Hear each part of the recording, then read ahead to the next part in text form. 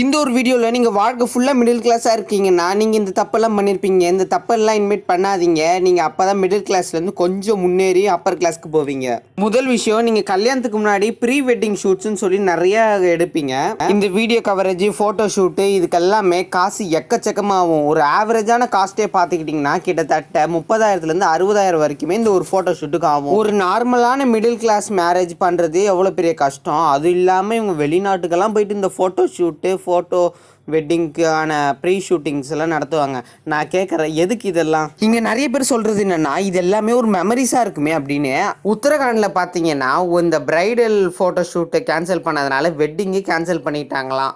எதுக்குங்க இந்த photo shoot? கல்யாணத்தப்பே நம்ம எக்கச்சக்கமான ஃபோட்டோ எடுக்க போகிறோம், ரிசப்ஷன்லேயும் ஃபோட்டோ எடுக்க போகிறோம். பிரைடல்னு சொல்லிட்டு நான் அதுக்கு போடுற ட்ரெஸ்ஸு இதெல்லாம் எவ்வளோ காசு தெரியுமா? அதனால தான் சொல்கிறேன், இந்த நீங்கள் மிடில் கிளாஸாக இருந்தீங்கன்னா இந்த pre wedding shoot, video coverage எல்லாம் இந்த கல்யாணத்துக்கு முன்னாடி ரொம்ப அவசியம் இல்லைன்னு நான் சொல்கிறேன். சில வீட்டிலலாம் கல்யாணத்துக்கே லோன் வாங்கி தான் கல்யாணத்தையே நடத்துவாங்க. அப்படிப்பட்ட இதுக்கு நம்மளுக்கு அந்த ஃபோட்டோ ஷூட்டு, ப்ரீ வெட்டிங் ஷூட்லாம் ரொம்ப அவசியம் இல்லை. ஏன்னா நிறைய பேர் 50,000லேருந்து 40 லட்சம் வரைக்கும் போட்டு கல்யாணத்தை பண்ணுறாங்க. அதில் பாதி அதுக்கு போயிடுது. மேரேஜ் பண்ணுறதே பெரிய விஷயம் தான். அது சிம்பிளாக அப்புறம் மினிமமாக மேரேஜ் பண்ணிங்கன்னா அது நல்லாயிருக்கும். ரொம்ப காஸ்ட்டும் நம்மளுக்கு ஆகாது.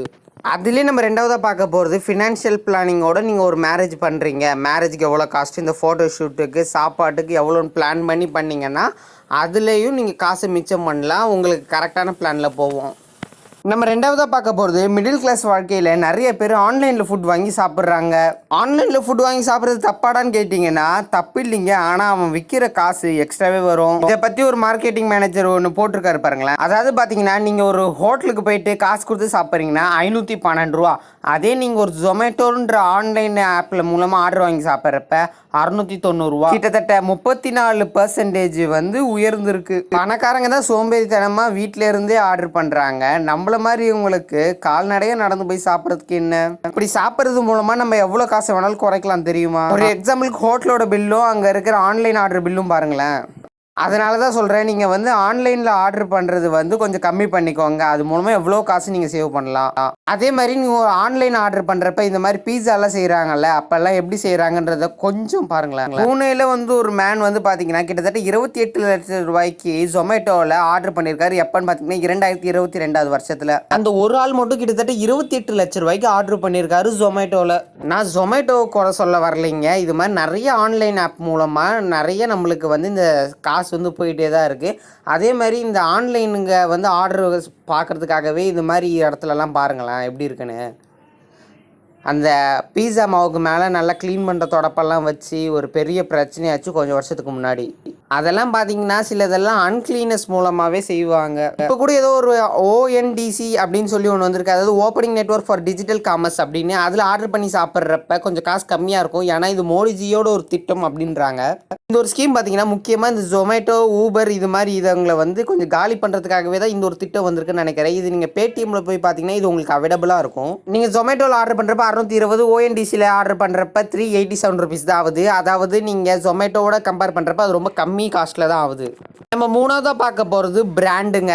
அதாவது இந்த மிடில் கிளாஸ் வாழ்க்கையில் நம்மளுக்கு ஏதோ ஒரு போட்டுக்கிறதுக்கு ஒரு ட்ரெஸ்ஸு, நல்ல ஒரு சட்டை, ஒரு நல்ல ஒரு பேண்ட் இருந்தால் போதுமே தவிர நிறைய பேர் இந்த பிராண்டை நோக்கி போகிறாங்க. இந்த பிராண்டை நோக்கி போகிறப்ப நீங்கள் எடுக்க போகிற 3 சட்டையோட காசு அந்த ஒரே சட்டை காசு வாங்கிடுது.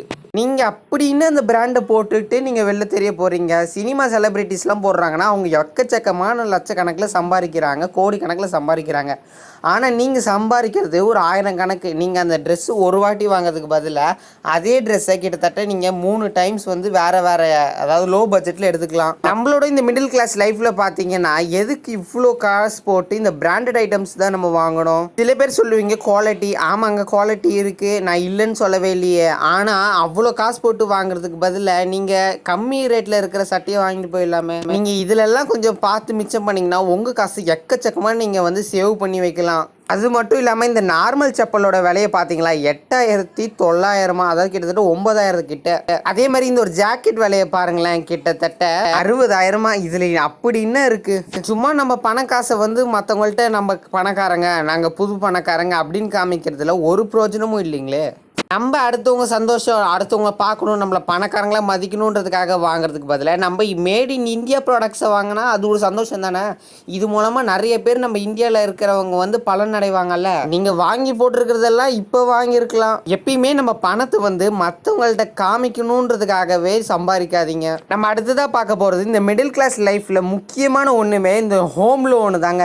நிறைய பேர் இந்த புதுசாக வீடு கட்டணும்னு சொல்லி இந்த லோன் வாங்கி மாட்டிப்பாங்க. நான் ஹோம் லோனு சொல்ல எக்கச்சக்கமான லோன் இருக்குது. அது எஜுகேஷன் லோனு, பைக் லோனு அப்படின்ட்டு நம்ம கார் லோனுன்னு சொல்லி வாங்கிக்கிட்டே இருப்போம். ஆனால் அதை அடைக்க செம்மையாக கஷ்டப்படுவோம்.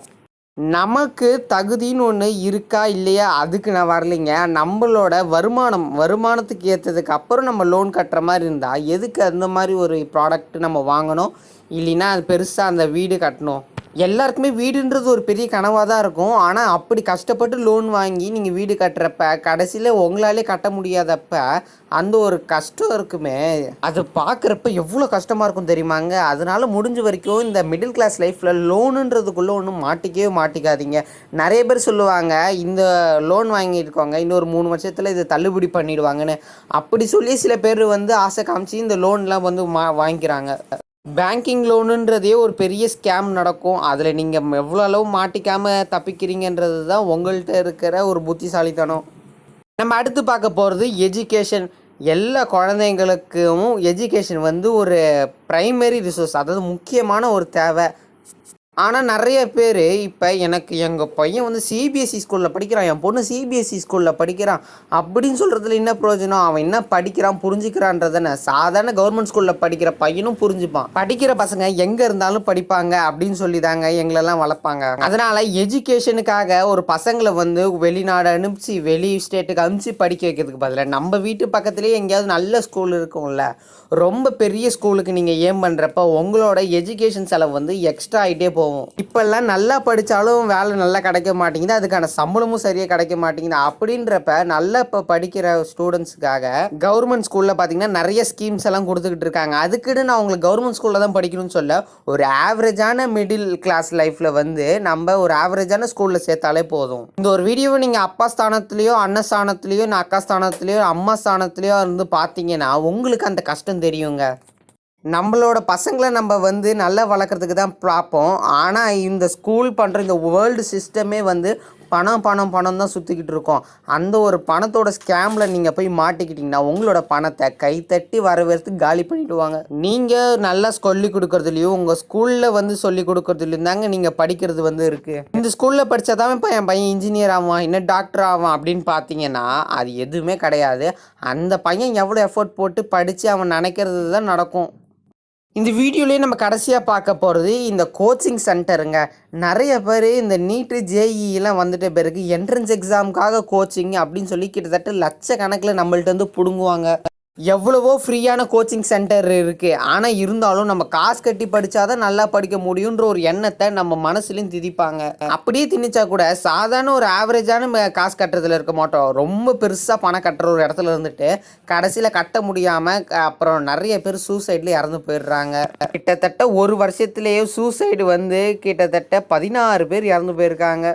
கோச்சிங் சென்டருக்கே போக வேணான்னு நான் சொல்ல, உங்கள் வீட்டிலேருந்து முடிஞ்ச வரைக்கும் படிங்க. முடியாத பட்சத்தில் நான் அங்கேயும் வேலைக்கு போயிட்டு வரதுனால கோச்சிங் சென்டர் போகிறேன்னா ஒரு ஆவரேஜாக மிடில் கட்டுற ஃபீஸ் கட்டுற இடத்துல வந்து நீங்கள் போய் சேருங்க. எப்பயுமே இந்த விளம்பரத்தை பார்த்துட்டுலாம் போய் சேரவே சேராதீங்க. ஏன்னா விளம்பரமே ஒரு பணத்தை எப்படி பிடுங்குற வைக்கிறதுக்கான ஒரு எலிப்பொறி மாதிரி தாங்க. இந்த எலிப்பொறி வைக்கிற ஸ்கேமில் போய் நீங்கள் மாட்டிக்கிட்டீங்கன்னா உங்களோட காசு அபேல் தான் பண்ணுவாங்க. இந்த வீடியோலேருந்து நான் உங்களுக்கு ஒன்று சொல்கிறேங்க. நீங்கள் வந்து மிடில் கிளாஸ் லைஃப்பை வாழ்கிறீங்கன்னா அப்போ இந்த மாதிரி ஸ்கேம், அதாவது இந்த மாதிரி பணத்தை பிடுங்குறவங்கள்ட்டேருந்து எப்படியாவது தப்பிச்சு வந்துடுங்க. உங்கள் பணம் வந்து ஒவ்வொரு நாளும் திருடப்பட்டுக்கிட்டு தான் இருக்குது. அது எப்படின்னு உங்களுக்கு தெரிகிற வரைக்கும் நீங்கள் காலம் ஃபுல்லாக கஷ்டப்பட்டுக்கிட்டு தான் இருப்பீங்க. என்றைக்கு அதெல்லாம் உங்களுக்கு தெரியுதோ அப்போ தான் நீங்கள் வந்து வாழ்க்கையில் பெரிய ஆளாவீங்க. இந்த மாதிரி நிறைய இன்ஃபர்மேட்டிவான வீடியோஸ்க்கு நம்மளோட சேனலை சப்ஸ்கிரைப் பண்ணுங்க. இந்த வீடியோ பற்றி லைக் பண்ணுங்கள், ஷேர் பண்ணுங்கள், மறக்காமல் நம்ம சேனலை சப்ஸ்கிரைப் பண்ணுங்கள். இன்னொரு சூப்பரான வீடியோவில் பார்க்கலாம். Tata, bye by.